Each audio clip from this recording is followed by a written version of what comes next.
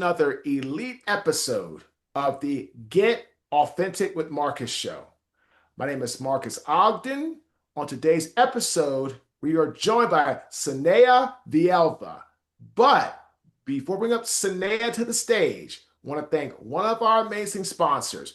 We want to thank Franosity and Mr. Cliff Nonamacher. Franosity is an amazing organization that helps you get into the franchise business. They help you buy a franchise or turn your existing business into a franchise. We thank Cliff and Franosity for sponsoring this episode. Now, here she is, Sneha. How you doing today, Sneha? Good. How are you, Marcus? Great to join you today. I appreciate it, young lady. First question.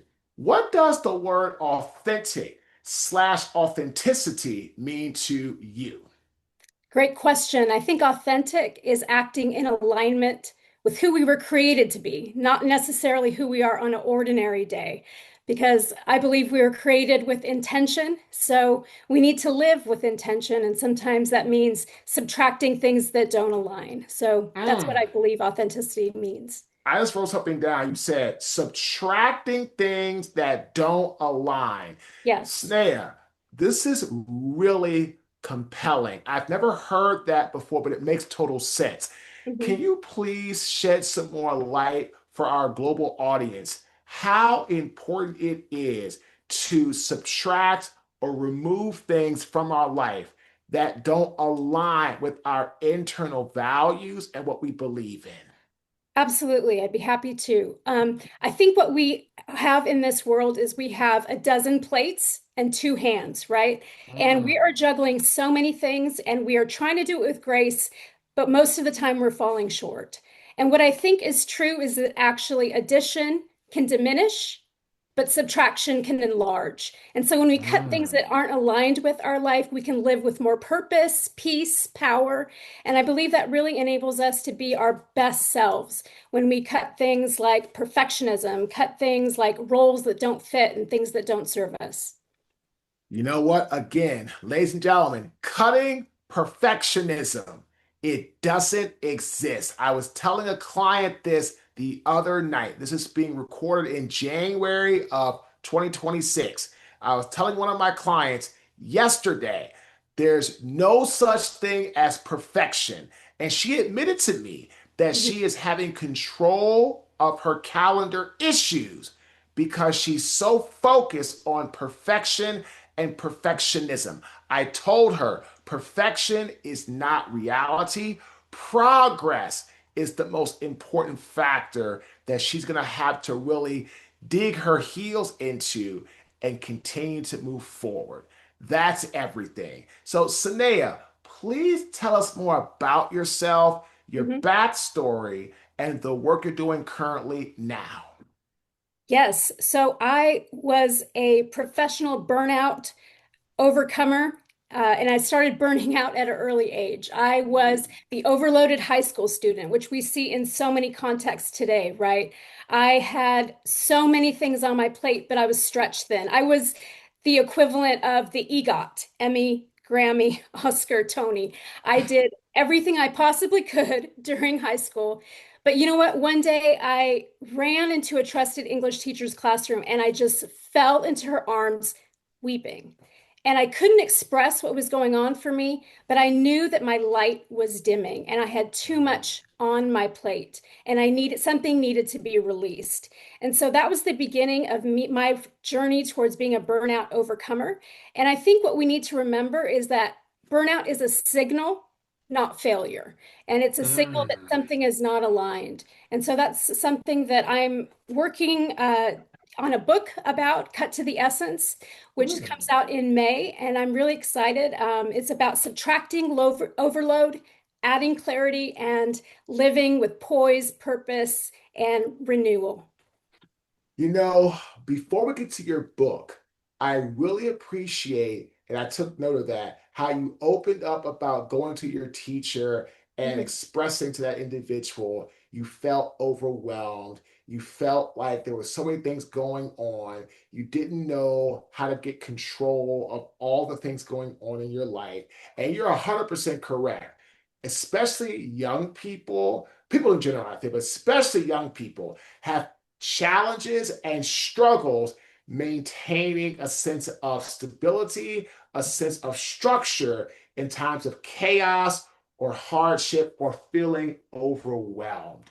So, could you please shed some light? If somebody right now, Sneha, is listening to this awesome interview and they're struggling with too many things going on, or they have young children or know people that have too many things going on and they're struggling, what Mhm. would you say is the number one first tactical action step that they need to take to start getting their life back on track and getting control of their calendar, their clock, and their life?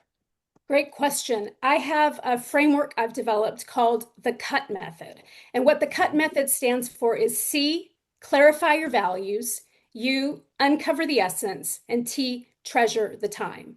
And for me, the CUT method is a filter for how we make all of our decisions. First, what are the things that we want our life to be about? Do we want to be known for all the roles we've done, or do we want to be known for the essence of who we are?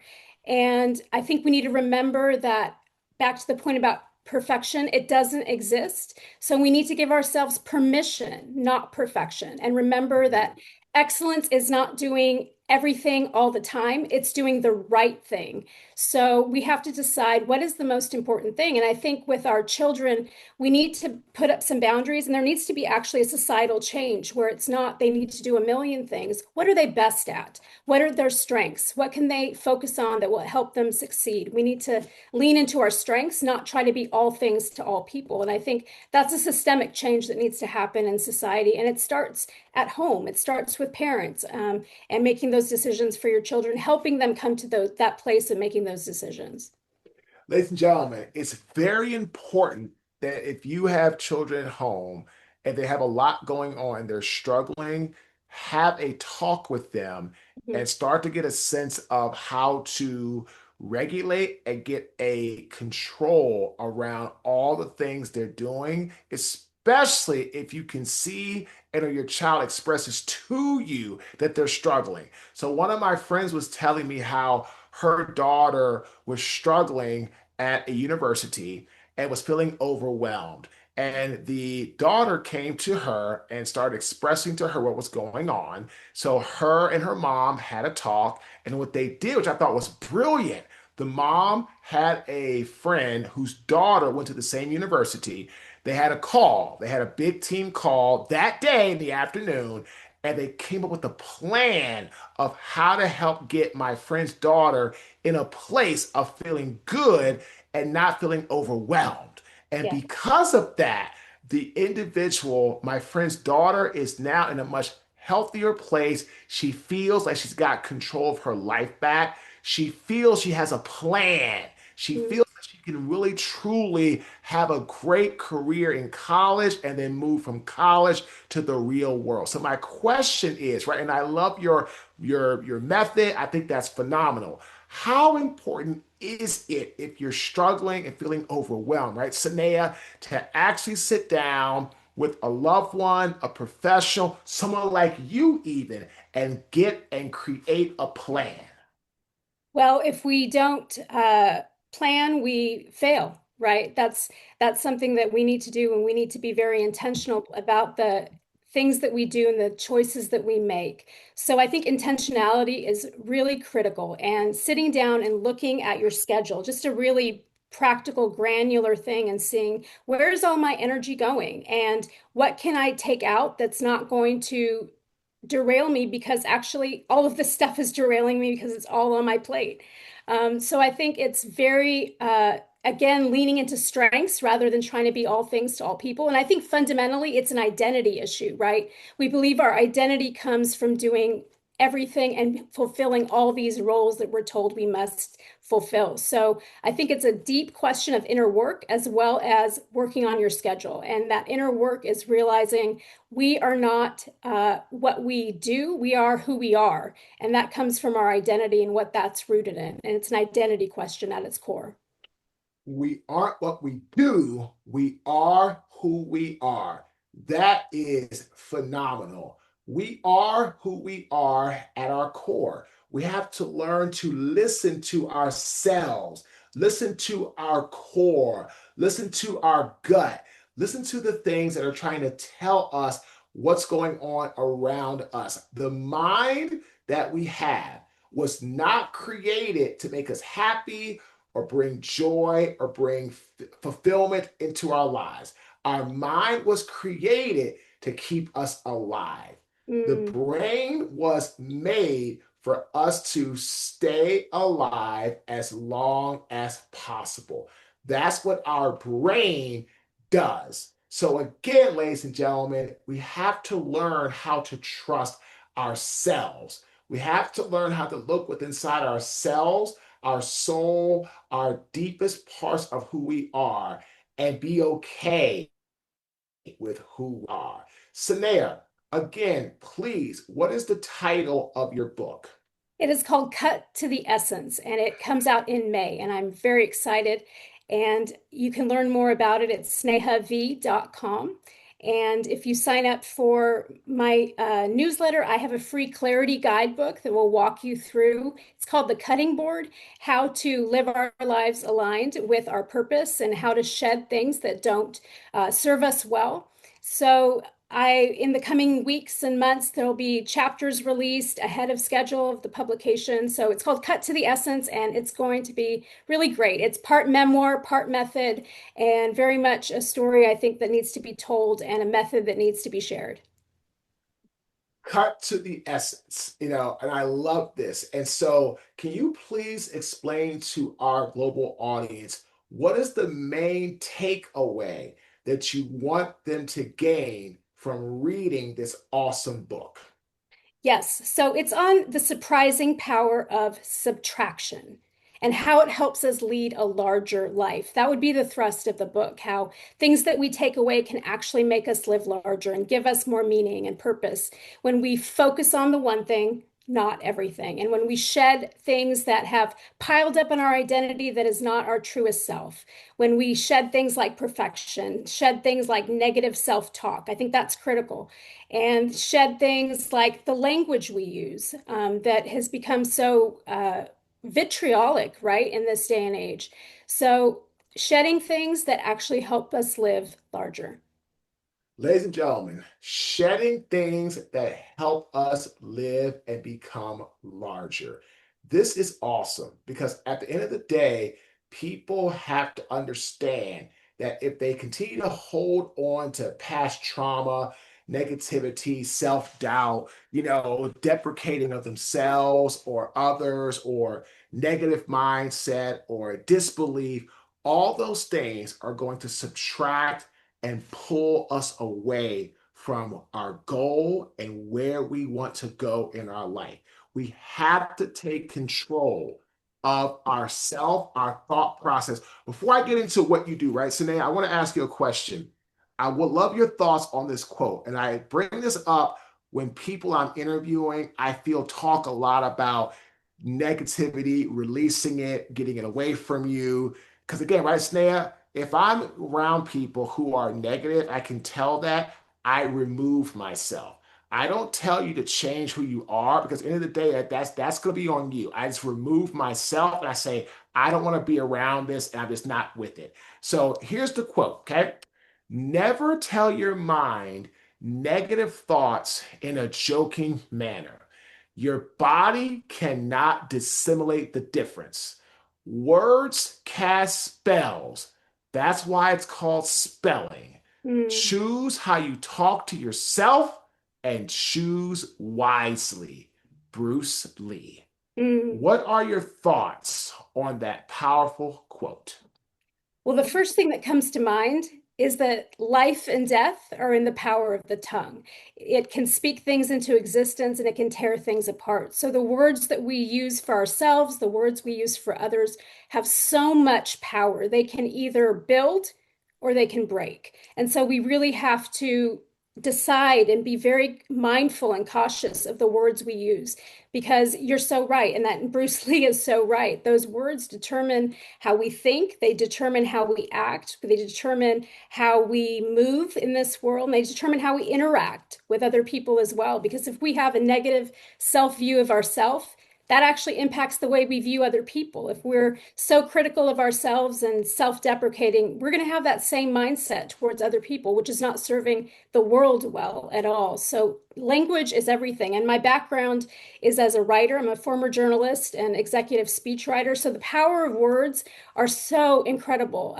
We need to think about words as wisdom versus words that we just casually use, because again, life and death are in the power of the tongue. I have one more quote to get your thoughts on, and then we're going to get into what else are you doing other than having your book, and I'm sure you do some consulting. We'll talk about that here in a moment. But my here's the quote, right? Don't pray for an easy life. Mhm. Pray for the strength to endure a hard one. Again, don't pray for an easy life. Pray for the strength to endure a hard one. Bruce Lee. What are your thoughts Mm. on that quote? Yeah, it reminds me of Mother Teresa told, she was asked by someone, or she asked someone, "What can I pray for you?" And they said, "Pray for clarity." And she said, "I'm not going to pray for clarity for you. I'm going to pray for trust." And I think that's a really important distinction because we're not always going to have a clear view or a clear path, but we have to have that sense of trust in your creator, in yourself, that things are going to align and that we are going to move in our purpose and our power. So I really believe that trust is more important than clarity. I love it. So, Sneha, on top of your awesome book that comes out in May, and you're helping people with your belief and your book and your story, what else are you doing? Talk to our global audience that wants to learn more about you and the services that you offer for your clients. Great. Yeah, I'm moving into the speaking space, so that's something that I want to pursue more and getting on more stages. So sharing this message of cutting to the essence, sharing the message of more with less and how we subtract to enlarge. That's something that's very important to me and I'm passionate about. I've also recently been Maxwell certified, so moving into coaching in those spaces. And it's just been an incredible journey, and I'm so excited about what lies ahead.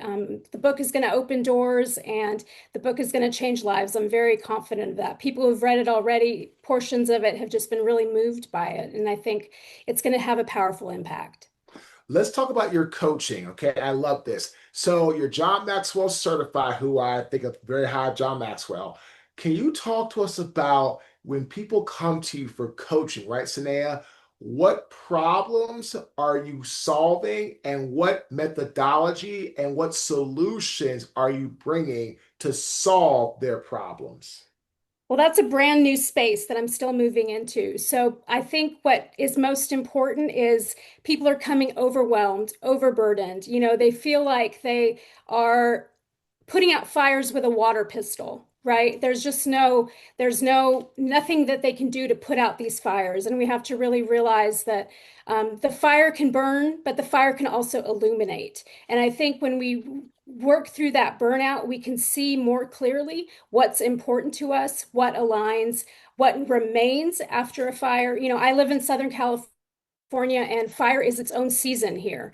And so we realize the destructive power of fire and burnout. But there's also something that happens after fire, which is the land renews. And even in the aftermath of the terrible Eaton fires, people come together and build community. So I think finding that hope in the midst of the fire and moving through it and coming out illuminated at the end is really critical.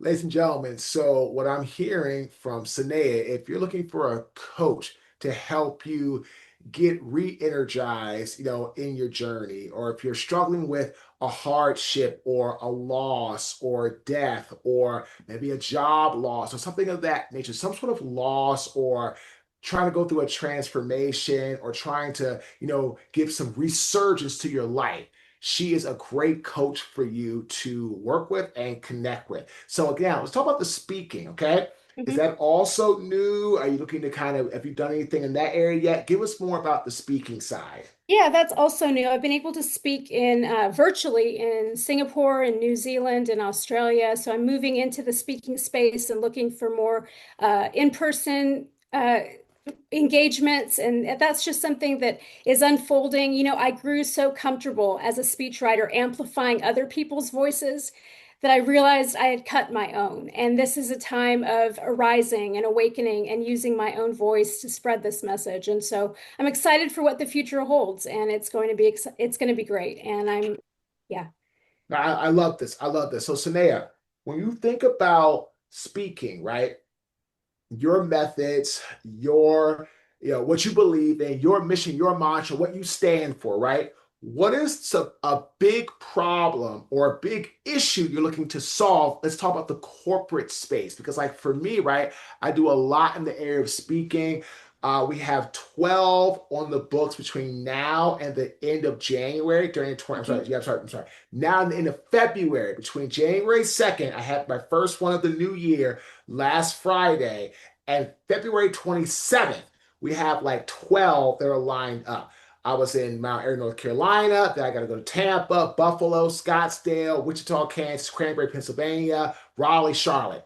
But I'm very aware our clients really are trying to help people thrive through the eye of the storm. And what we're doing a lot of sales kickoffs right now. That's our big thing we're doing, right, Sanea? We do Mhm. others, of course, like leadership and mindset and all that. We do all kinds, but right now we're getting hired for a lot of sales kickoffs to kind of energize and get people's teams fired up for the new year. So my question is, what type of problem do you feel that your keynotes will solve? Because people that are listening to this awesome podcast could say, I love her methodology. She's about to be a published author. She's John Maxwell certified. I like what I'm hearing. What does she speak on? We're going to answer that for them right now. Yes, I have a chapter in my book called More with Less, The Essence of Influence. And I think Mm, what's really important is we need less ego, less me, more elevation, more them. We need less performative, more embodiment, less angling, more authority, less proving, more serving. When I come to speak, one thing that I always tell myself is I'm here to serve, not prove. And I think when we make mm. that shift, it's a really powerful shift in our psyche and also in the audience, right? Because you come there to serve, not prove. And I think talking about things like that are really can shift the whole culture of a place when it becomes more about the other and less about me, more about elevating everybody, less about performing. So I think that's a message that I think will resonate really well. Love it. I love that. You're here to serve, not prove. Ladies and gentlemen, I love these quotes. So here's the good one, okay? This is another great quote. Love your thoughts because you're talking a lot about this from like serve and things like that, right? Leadership is not a title and or a privilege. It's a responsibility to serve those in your charge. Mm, That's my personal quote. I use that a lot when it comes to speaking. Another great leadership quote: leadership is not about getting people to do the item of what you want.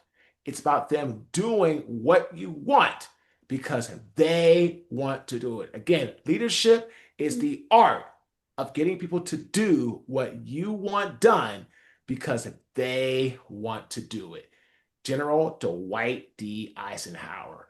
What are your thoughts on those quotes around leadership, serving, as Sanea said, not proving? Yeah, leadership is fundamentally about serving because if we make it about proving, we make it about us and we can't really lead, right? If we're making it about us, we're just leading ourselves versus leading other people. So service is critical to leading. And I think leaders need to be led as well, right? So we have to have mentors. We have to have leaders coaching us. And if we get into a space of pride and ego, we're not able to serve people and we're not able to advance the vision. We've heard We've heard the proverb, without a vision, the people perish. Well, I think without clarity, there's chaos, right? So we need to have clarity around servanthood, clarity around lifting others up and elevating others. So I think service is fundamental and paramount and intertwined with leadership. We come to serve, not prove. Ladies and gentlemen, you know what? That will be my authentic tip, actually. I'm gonna use that. So, Sneha, fantastic interview, great insight. Please again tell our global audience where they can connect with you, how they can support you, and where they can purchase your book when it comes out in May. Great. Yes, you can reach me at Sneha V, that's SNEHAV.com. And you can sign up and again get early access to chapters, that free clarity guidebook. You can reach me there, and I would love to engage with you and get to know you. And also, the book will be available in all major outlets starting in May. So you can find it anywhere and everywhere, cut to the essence. It'll be out in May. Ladies and gentlemen, please connect with Sneha. Please reach out to her. Please support her. Go and pick up her book when it comes out. If you're looking for a speaker, looking for a coach, please go to her website and connect with her ASAP. And we want to thank Franosity for sponsoring this amazing episode. And the authentic tip of this great interview: leaders need to be led too. Everybody needs a coach, a mentor, someone to guide them to a higher level. Everybody is good and has the ability to be great, but I don't care how great you are, we can always get greater or be better. One of my favorite quotes, this name's probably like, God, there's a lot of quotes. The enemy of great is not bad, it's good. I'm doing good enough. I'm doing okay. Well, that's not great. The enemy of great is not bad, it's good. Again, my name is Marques Ogden. I am the host of the Get Authentic with Marques show. Thanks for tuning in. Have a fantastic day.